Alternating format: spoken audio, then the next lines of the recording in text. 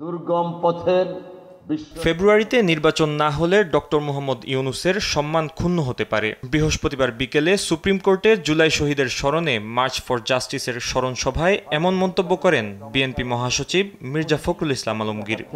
সেই স্বপ্নের দিকে আমরা যেতে চাই। জাতীয়তাবাদী আইনজীবী ফোরামের আয়োজনে অনুষ্ঠিত সভায় মির্জা ফখরুল ইসলাম বলেন, ঐক্যবদ্ধ না থাকলে আবারও ১-১১ ঘটা অসম্ভব কিছু নয়। ফেব্রুয়ারি শুড বি দ্য ডেডলাইন।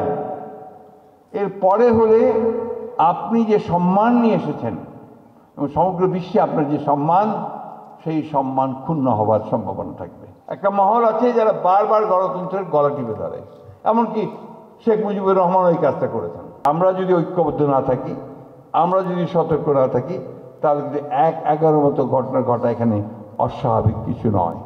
এর আগে সকালে জাতীয় প্রেসক্লাবে জুলাই অভ্যুত্থানের বর্ষপূর্তি উপলক্ষে অনুষ্ঠিত হয় আলোচনা সভা।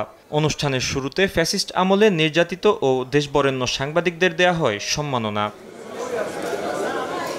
এতে মির্জা ফখরুল ইসলাম বলেন, রাজনৈতিক দলগুলো কাদা ছোড়াছুড়ি করবে, এটাই স্বাভাবিক। তবে মাত্রা ছাড়ালে বাড়বে তিক্ততা। গণতন্ত্রের কাদা ছোড়াছুড়ি হবে, অনেক কথা আসবে, কিন্তু একটা সীমা থাকা দরকার।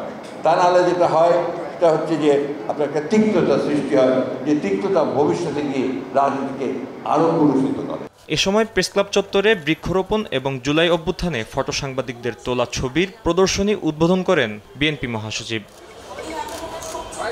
ফাহিম ইউসুফ, দেশ টিভি, ঢাকা।